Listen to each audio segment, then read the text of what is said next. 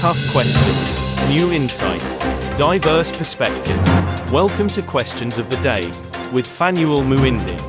So the Student Research and Creative Work Symposium started in 2016 with a group of 18 students in my own classroom. Part of my journey to this point is that I attended a predominantly white institution, loved it, Christian school, had great values. I knew something was missing.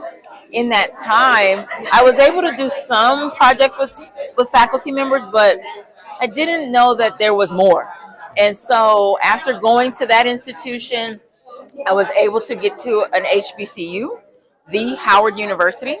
At Howard University, my eyes were open to all kinds of research, all kinds of people doing all kinds of research, and I knew that was the part that was missing for me. So graduated with my PhD from Howard, and from there, I have been exposed to so much undergraduate research that by the time I became an assistant faculty member, I thought, now why would a set of students present for 15 or 16 weeks in a classroom and then not show anybody else? I've taught you this stuff. I expect that you know it, and then you're going to show it back to me? Let's do more. So in 2016, this was birthed out of the idea of simply showcasing what the students had done so much work on for the semester. Once they showcased it, other faculty members came, other administrators came, family members came. Hawaii's very familial, very relational. So once they came to see what their friends and family were doing, word got out. Other faculty members wanted to be a part of the symposium. I presented the research another place, the concept. My chancellor was in the room. She was like, I'm going to give you some money for that. And so now the money keeps coming. It keeps growing.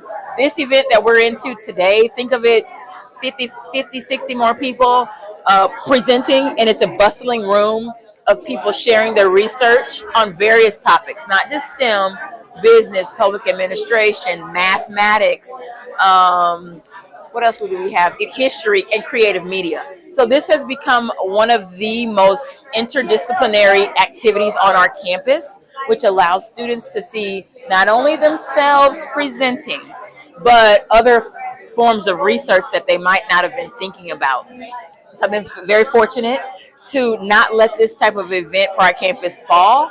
We know we all have been through a pandemic. I said, we're not going to not present. We're going to present online. And so we moved it to a virtual space. And now we live in this hybrid world. So it's a 2-day event now. We have one day, which is in person, and then we have a second day, which is online. And we capture all of our students. We have students that live on islands away from our main island of Oʻahu. And so they're able to participate as well through distance measures. So I'm very grateful. One thing I would share with a new student, PhD student, maybe interested in being a faculty member, is once you step foot on your campus and you get one good activity in your classroom, own it and keep it. And as you keep progressing, don't let it go. It may get you a seat at the table. It may open some doors for you that you didn't think would be open. Starting July 1, I guess in a few days, I've been asked to serve as an interim associate vice chancellor on my campus. Impact. Can you talk about a little bit about that? Okay. What are the students telling you? Oh, sure. Okay. So for a long time, students have said, I appreciate this type of activity because it takes what I've saw in the book and makes it live. And now I can actually do the work. Our students are largely, in my opinion, as an educator, they learn by doing, not just hearing or not just telling them. So this allows them to make a poster. It allows them to critique each other. I have a whole 10-week curriculum within my course to get them step by step to this point. And so they're able to share how it feels to be an observer of someone else, how it feels to say, ooh, my hypothesis is not hypothesizing right now. And so I need to do more, but it allows them to get skills on both sides as a student and as on like an observer or a reviewer. And so the impact personally gives them confidence. I've seen it time and time again. It's displayed on some of the surveys. We collect survey data every symposium. That's what you're seeing here today. And the students keep saying over and over, if all my classes had something I did and I could show that I did, I would have gotten the concept.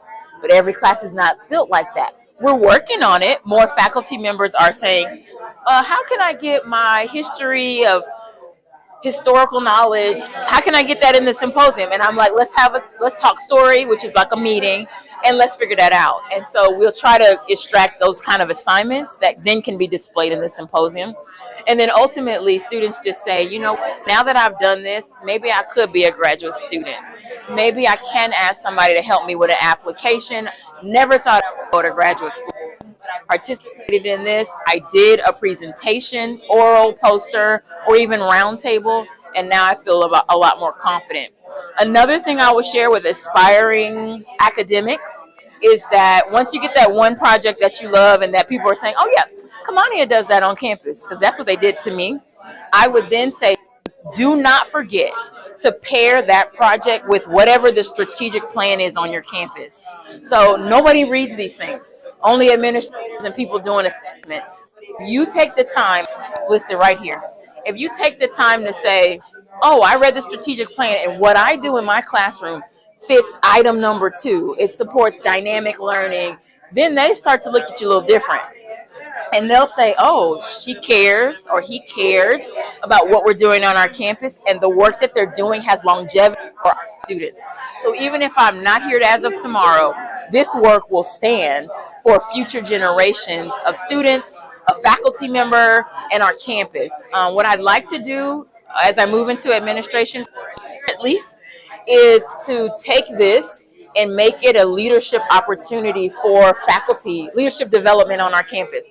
Another thing I've done throughout my entire career as an academic is I've always paired a fellowship with my job. It's extra work, but we already know we're going to do extra work, so why not make it count? So while I was a postdoc, I was in a fellowship, another one. While I was an assistant professor, I've done a couple different leadership fellowships on my campus. And because of that, they look at you different, like, oh, you're interested in leadership perhaps. And then I've used that knowledge to weave it into what I've done, and so it makes me kind of legit.